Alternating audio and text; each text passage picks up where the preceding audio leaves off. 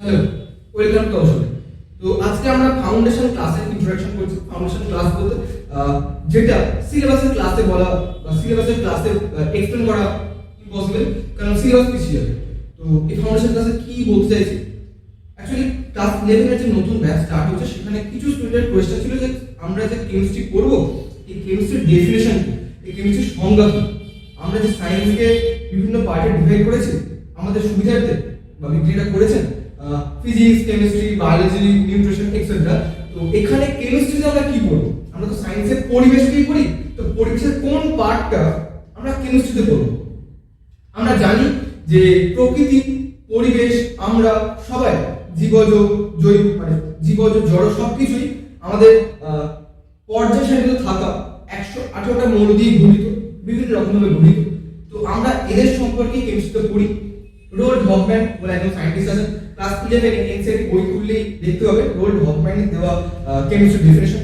সেখানে উনি খুব সুন্দরভাবে এক্সপ্লেন করেছেন যে আমরা কেমিস্ট্রিতে এই যে আমাদের মডার্ন পিরিয়ড টেবিলে যে 118টা মৌল আছে, এদের সম্পূর্ণ ধর্ম, এদের বিহেভিয়ার, এদের রিঅ্যাকশন, এদের সম্পূর্ণ এদের পুষ্টি ঠিক হচ্ছে সবই আমরা কেমিস্ট্রিতে পড়বো। শুধুমাত্র কেমিস্ট্রিতে এইটুকু নিয়ে নয়, কেমিস্ট্রিতে এই 118টা মৌল একে অপরের সাথে বিভিন্ন অনুপাতে যুক্ত হয়ে যে অসংখ্য পরিমাণ যৌগ তৈরি করেছে, এদের ধর্ম পড়ব।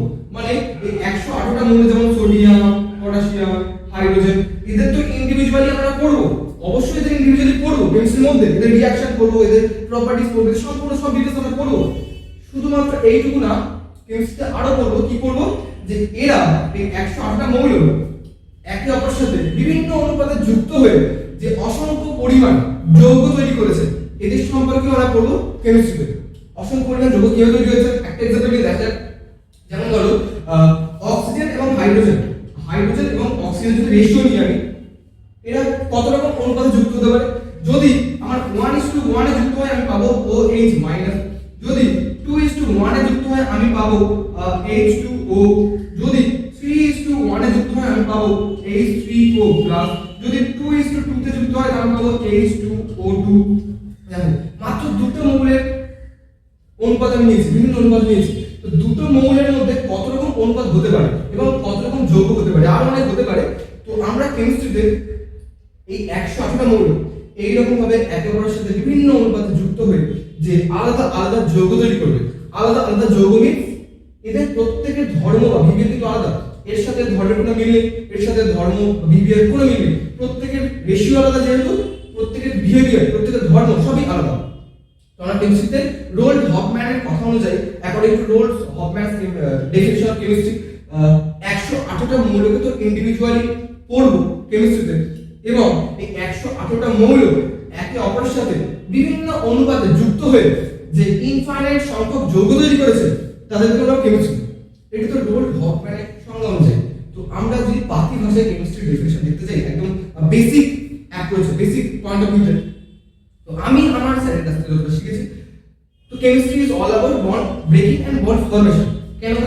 আমরা ক্লাস 9-10 থেকে যখন এই কেমিস্ট্রির সংস্পর্শে এসেছি তখন দেখেছি বিভিন্ন রকম রিঅ্যাকশন, আর যে রিঅ্যাকশন থেকে আমরা নিজেরাও ভয়ে এদিকে পালিয়ে গেছি। আমি নিজেও পালিয়ে গেছি, অনেক সময় পালাতেও দেখেছি বিভিন্ন রকম রিঅ্যাকশন থেকে। কারণ কি? কারণ এত রিঅ্যাকশন, এত রকম ফর্মের রিঅ্যাকশন, টাইপস অফ রিঅ্যাকশন একজনের পক্ষে মনে রাখা ভাই খুব কষ্টকর। যে কারণে কেমিস্ট্রিকে আমাকে গোড়া থেকে জানতে হবে, এবং গোড়া থেকে জানলে আমরা এত রিঅ্যাকশন আমার মুখস্থ করার দরকার নেই। আমরা নিজে থেকে রিঅ্যাকশনের প্রোডাক্ট, মানে দুটো রিঅ্যাক্ট্যান্ট যখন রিঅ্যাক্ট করবে তখন তার প্রোডাক্ট কি হবে নিজেরাই বলতে পারবো। তার জন্য মুখস্থ করার প্রয়োজন নেই, যদি ওদের পিছনে বিল্ডিং কনসেপ্ট আমরা জেনে নিই। তো বিল্ডিং কনসেপ্ট নিয়ে আমাদের ফাংশন ক্লাস, কোথায় কি বন্ডিং হবে, কি হবে, ডান্ডা কতগুলো কি জুড়বে, সেসব নিয়ে। তো ফার্স্ট আমার জানা উচিত, এই যে বললাম chemistry is all about bond breaking and bond formation. Chemistry মানে রিঅ্যাকশন আমরা দেখেছি। তো একটা সিম্পলিয়েস্ট রিঅ্যাকশন নিয়ে আমরা এক্সপ্লেন করার চেষ্টা করব। বন্ড ব্রেকিং বা বন্ড ফর্মেশন বলতে কি বোঝাচ্ছে, যে ওয়ার্ডটা বলছি ওয়ার্ড মানে কি। একটা সিম্পলিয়েস্ট রিঅ্যাকশন বলতে আমরা যে প্রতিদিন জল খাই, অক্সিজেন নিই, এই অক্সিজেন জলের রিঅ্যাকশন দেখি যে জল কিভাবে তৈরি হয়। আমরা পরিবেশে যে অক্সিজেন পাওয়া যায় সেটা O2 হিসেবে পাওয়া যায়, এবং এই O2 যখন পরিবেশে থাকা H2 এর সাথে রিঅ্যাক্ট করে তখনই আমরা পাই জলের অণু। আচ্ছা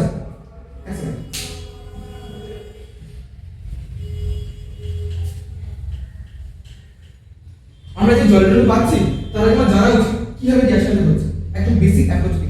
এখানে দেখো O2 আছে, O2 মানে অণু, আমরা সেভেন্টে পড়ে এসেছি, এটা অণু তৈরি হয় তখনই যখন এই দুটো পরমাণুর মধ্যে বিভিন্ন রকমের ডান্ডা দেখতে পাই। আমরা বইতে ছবি দেখেছি, ডান্ডা আছে।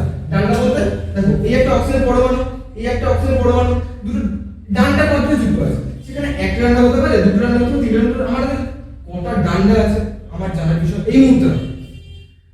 কটা ডান্ডা আছে সেটা জানার বিষয় এই মুহূর্তে না। তো আমাদের ডান্ডা আছে, এই ডান্ডাকে আমরা কেমিক্যাল বন্ডে বলি বন্ড, কেমিক্যাল বন্ড। তো কেমিক্যাল বন্ড কি বা বন্ড কি আমরা পরে আলোচনা করছি, কিন্তু ডান্ডা তো দেখতে পাই, এই বন্ড তো দেখতে পাই। আচ্ছা, যখন হাইড্রোজেনকে দেখব তখন কিভাবে দেখব? সেম ভাবে এরকম দেখব। এখানে আমরা একটা ডান্ডা, ওই কটা ডান্ডা হবে, একটা হবে, দুটো হবে, তিনটে হবে, মানে দেখা এই মুহূর্তে বিষয় নয়, আমার বিষয় কি ঘটছে। এখানে ডান্ডা আছে, এখানে ডান্ডা আছে।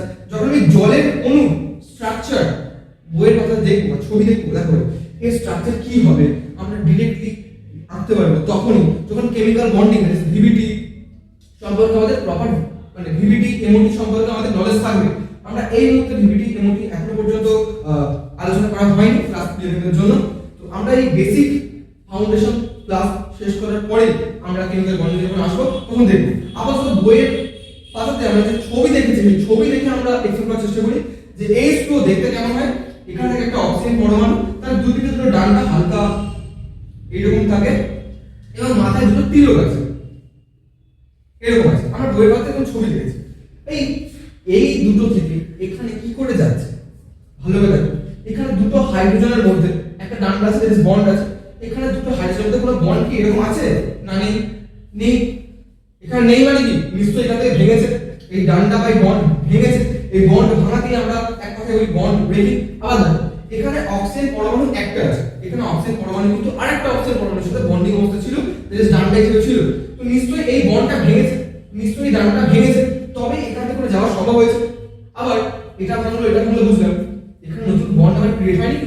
এখানে অক্সিজেনের সাথে কোনো হাইড্রোজেনের ডান্ডা ছিল ছিল না, কিন্তু এখানে আছে। এখানে নতুন বন্ড, এই একটা নতুন ডান্ডা, নতুন বন্ড ফরমেশন হয়েছে। তাহলে কেমিস্ট্রি মানে রিঅ্যাকশন বুঝি, আর রিঅ্যাকশন মানে এইরকমই, কোথাও বন্ড ভাঙবে, কোথাও বন্ড গড়বে, that is bond breaking and bond formation. এখানে আমি কি বলতে চাইছি, chemistry is all about bond breaking and bond formation, আর কিছু না। আচ্ছা, এরপরেই আমাদের মাথায় প্রশ্ন আসে বন্ডটা কি বাবা, এই বন্ডটা কি? আমরা নরমালি আমাদের প্রকৃতিতে অনেক সময় এরকম কথা শুনেছি যে ওই স্যারের সাথে আমাদের বন্ডিং খুব ভালো, বা ওই ছেলের সাথে আমাদের বন্ডিং একদমই ভালো না। এই ভালো বা ভালোটা বলতে কি বোঝাচ্ছে? ভালো না মানে বন্ডিং নেই, ভালো মানে বন্ডিং আছে। ভালো মানে বন্ডিং আছে মানে যখন স্যার সামনে থেকে যাবেন, আমি যদি স্যারকে দেখতে পাই, আমি স্যারের কাছে যাবো, গিয়ে পায়ে প্রণাম করবো, আশীর্বাদ দেবো, কাছাকাছি যাচ্ছি। কাছাকাছি কখন যায়? যখন অ্যাট্রাকশন থাকে, বন্ডিং আছে, কাছাকাছি যাচ্ছি, অ্যাট্রাকশন আছে, অ্যাট্রাকশন হচ্ছে, দ্যাট মিন্স বন্ড মানে অ্যাট্রাকশন।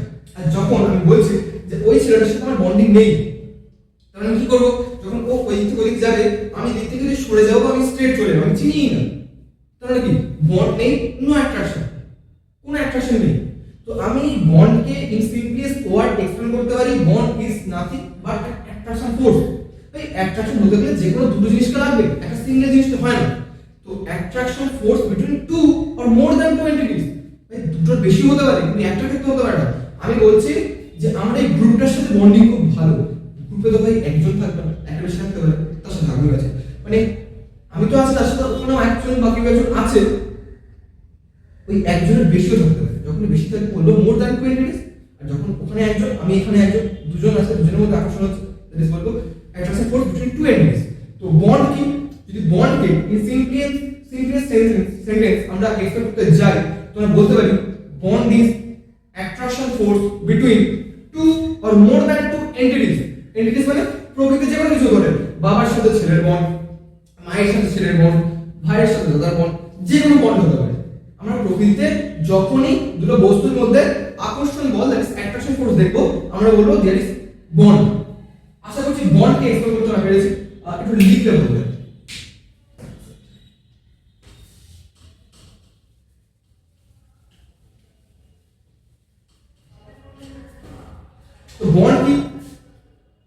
কেমিক্যাল রিঅ্যাকশন করি, কেমিস্ট্রিতে কেমিক্যাল রিঅ্যাকশন করি, এই রিঅ্যাকশনের মধ্যে আমরা কি দেখেছি, কোথাও বন্ড ব্রেকিং হচ্ছে, বন্ড ফর্মেশন হচ্ছে। তো এই বন্ডটা কি, এই bond is an attraction force, sorry বড় করে লিখতে হবে,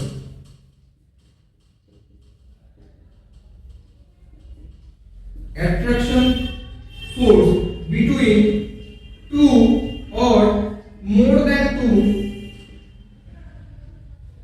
entities প্রকৃতিতে থাকা বা পরিবেশে থাকা দুটো বা তার বেশি বস্তুর মধ্যে যখন আকর্ষণ বল দেখব, অ্যাট্রাকশন ফোর্স দেখব, তখনই বলবো দেয়ার ইজ বন্ড। আচ্ছা, তো আমার প্রকৃতিতে প্রত্যেকটি বাবা ছেলের সম্পর্ক বা মা ছেলের সম্পর্ক বা ভাই দাদার সম্পর্ক বা বোন দাদার সম্পর্ক, এইসব তো কেমিস্ট্রি নয়। আমার কেমিস্ট্রি কি করবো, আমরা কেমিস্ট্রি কোন বন্ড করবো, যখন এই এন্টিটিস কেমিক্যাল এন্টিটিস হবে, রাসায়নিক পদার্থ হবে। যখনই প্রকৃতিতে দুটি রাসায়নিক পদার্থের মধ্যে আকর্ষণ বল দেখবো, তখনই হলো দ্যাট ইজ বন্ড। আমাদের যখন এই এন্টিটিস এই কেমিক্যাল স্পিসিস হবে, কেমিক্যাল স্পিসিস দ্যাট ইজ রাসায়নিক পদার্থ হবে, তখনই বলবো কেমিক্যাল বন্ড। মানে বন্ড মানে attraction force between two or more than two entities. আর যখনই এই এন্টিটিসটা কেমিক্যাল স্পিসিস হবে, মানে রাসায়নিক পদার্থ হবে, মানে যখনই প্রকৃতিতে দুটি রাসায়নিক পদার্থের মধ্যে বা দুইয়ের বেশি রাসায়নিক পদার্থের মধ্যে আকর্ষণ বল দেখবো, তখনই বলবো দেয়ার ইজ বন্ড। শুধু বন্ড নয়, যখন কেমিক্যাল স্পিসিসের মধ্যে আকর্ষণ বল দেখছি, তখন তাকে বলবো কেমিক্যাল বন্ড, তখন তাকে বলবো কেমিক্যাল বন্ড, নাম হবে কেমিক্যাল বন্ড। আশা করছি এই বলবো কেমিক্যাল বন্ড এক্সপ্লেন করা সম্ভব হয়েছে। নেক্সট প্রশ্ন, এই বন্ডটা হবে না, এই বন্ডটা হবে কেন বলতে, এই বন্ডের মাধ্যমে কি হয়, অণু তৈরি হয়। অণু তৈরি বলতে আমরা যে দেখলাম এক্ষুনি, একটা অক্সিজেন আর একটা অক্সিজেনের মধ্যে, মানে দুটো অক্সিজেনের মধ্যে এই ডান্ডা আছে, বন্ড রয়েছে, কেমিক্যাল বন্ড রয়েছে। এই কেমিক্যাল বন্ড হওয়ার ফলে এই O2 প্রকৃতিতে পাওয়া যাচ্ছে। আমি সিম্পল একটা অক্সিজেন পরমাণু প্রকৃতিতে পাচ্ছি না, একটা অক্সিজেন পরমাণু প্রকৃতিতে পাচ্ছি না, মানে কখন আমি জলের রিঅ্যাকশন এইরকম ভাবে দেখিনি যে একটা অক্সিজেন আসছে প্লাস দুটো হাইড্রোজেন আসছে, এখান থেকে আমি H2O পাচ্ছি, এই দুটো হাইড্রোজেন এসে দুটো হাইড্রোজেন, একটা অক্সিজেন এসে একটা অক্সিজেন, এরকম ভাবে কোনোদিন আমি দেখিনি, কখনোই সম্ভব না। সম্ভব না কেন, কারণ একটা অক্সিজেন পরমাণু প্রকৃতিতে পাওয়া যায় না। একটা কখনো অক্সিজেন পরমাণু বা অক্সিজেন মৌলের এক পিস পরমাণু স্বাধীনভাবে ইন্ডিপেন্ডেন্টলি প্রকৃতিতে এক্সিস্ট করে, ঘুরে না। অক্সিজেন সবসময় ঘুরে O2 হিসেবে। কেন বন্ডিং করে, বন্ডিং করে কেন, এই বন্ডিং করে কেন জানতে গেলে এক সেকেন্ড।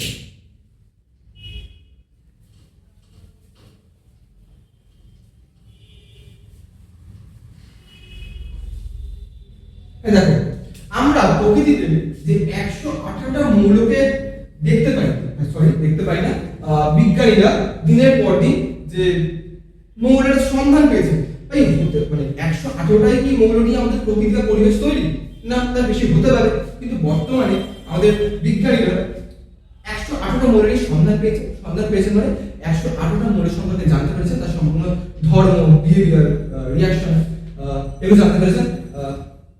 বলা বাহুল্য যে 118টা মৌল সম্পর্ক পুরোপুরি জানা হয়নি, কিছু কৃত্রিমভাবে বানানো হয়েছে, কিছু পর্যাপ্ত দেওয়া রয়েছে, তাদের কোনো সঠিকভাবে নামকরণ হয়নি। তো পুরোপুরি 118টা বলতে পারবো, এক্সাক্ট সংখ্যা আমরা কিন্তু বলতে পারি। তাই হোক, এই 118টা মৌল ধরে যদি চলি, এদের মধ্যে খুবই কম পরিমাণ, খুবই স্বল্প পরিমাণ মৌল প্রকৃতিতে ইন্ডিপেন্ডেন্টলি স্বাধীনভাবে পরমাণু হিসেবে ঘোরে, ইন্ডিপেন্ডেন্টলি স্বাধীনভাবে পরমাণু অ্যাটম হিসেবে ঘোরে। বাকি ম্যাক্সিমাম মানে সর্বোচ্চ পরিমাণ মৌল প্রকৃতিতে অণু হিসেবে ঘোরে, এক্সিস্ট অ্যাজ মলিকিউল, অণু হিসেবে ঘোরে, একা ঘুরতে পারে। মানে মনে করো আমি একটা পরমাণু, মানে ধরো এখানে 118টা আমার মতো মৌল আছে, এবারে তার মধ্যে খুব কম সংখ্যক একা সবকিছু করতে পারছে, একা খাচ্ছে, একা যাচ্ছে, একা ঘুরছে, সবকিছু একা করছে, খুবই কম সংখ্যক। বাকি যে মৌলগুলো রয়েছে, মানে most of the element, maximum পরিমাণ এলিমেন্ট মৌল, তারা কি করছে, তারা দোকায় ঘুরছে, তিনকায় ঘুরছে, মানে একে অপরের ঘাড়ে চেপে, একে অপরের সাথে বিভিন্ন রকম ভাবে কম্বাইন করে অণু হিসেবে ঘুরছে, যৌগ হিসেবে ঘুরছে। কেন, ম্যাক্সিমাম পরিমাণ অণু হিসেবে ঘুরছে। এই অণু হিসেবে কখন ঘুরবে, যখন তাদের মধ্যে বন্ড হবে। কিন্তু করছে কেন ভাই, why do atoms combine to each other to form molecules and and exist as molecule? First প্রশ্ন এটা। আমাদের এই যে ডিসকাশন চলবে, আমরা আজকে ইন্ট্রোডাকশন ভিডিও করেছি, এরপর আমাদের পার্ট বাই পার্ট প্রত্যেকটা আসবে। আমরা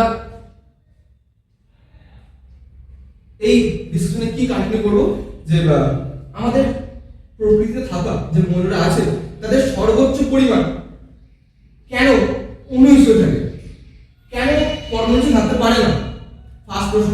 সেকেন্ড প্রশ্ন, এরা অণু হিসেবে আসছে, অণু হিসেবে আসছে মানে তাদের মধ্যে বন্ডিং করছে, কিভাবে বন্ডিং করছে? বন্ডিং কি একরকম হয় না? আমরা পরবর্তীতে দেখবো অনেক রকম বন্ডিং হয়, বিভিন্ন জিনিসের উপর বেস করে বিভিন্ন রকমের বন্ডিং হয়।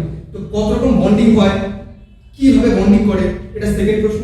এবং লাস্ট প্রশ্ন যেটা নিয়ে এই আলোচনা চলবে, যে এরা অণু হিসেবে কেন থাকে না? খুবই কম পরিমাণ হলেও যারা পরমাণু হিসেবে বা ইন্ডিপেন্ডেন্ট অ্যাটম হিসেবে প্রকৃতিতে ঘুরছে তাদের খুবই উল্লেখযোগ্য উদাহরণ হচ্ছে helium, neon, argon, krypton, xenon, radon, oxygen. এরা গ্রুপ 18 এর মৌল। এরা অণু হিসেবে কেন থাকে না? থাকতেও পারে, কিন্তু এরা স্বাধীনভাবে পরমাণু হিসেবে কেন এক্সিস্ট করে? আমি থাকতেও পারে বললাম যে এরা কখনো অণু হিসেবে দেখতে পাওয়া যায়, কিন্তু তাদের নিজে দিচ্ছে না, অন্যের সুবিধার্থে, মানে তারা অন্যকে হেল্প করছে, তাদের নিজের জন্য না। এরা কেন অণু হিসেবে থাকে না? লাস্ট প্রশ্ন, থার্ড প্রশ্ন, এরা কেন পরমাণু হিসেবে থাকে না, কেন বন্ডিং করে, ফার্স্ট প্রশ্ন, এবং কিভাবে বন্ডিং করে, সেকেন্ড প্রশ্ন। এই তিনটে প্রশ্নের উত্তর নিয়ে আমাদের সম্পূর্ণ আলোচনা এই সেশন চলবে। Thank you. তো আশা করছি হ্যাঁ, আমরা কেন এই আলাদা করে রেকর্ড করছি, কারণ সিলেবাসের ক্লাসে আমাদের এগুলো আলোচনা করা, বেসিক কনসেপচুয়াল যে ফাউন্ডেশন ক্লাস, এটা এগুলো আলোচনা করা একদম ইম্পসিবল, মানে সিলেবাস অনেক পিছিয়ে হবে, যে কারণে আমরা বাধ্য যে এইরকম ভাবে বেসিক কনসেপ্ট ক্লিয়ার করার চেষ্টা করছি।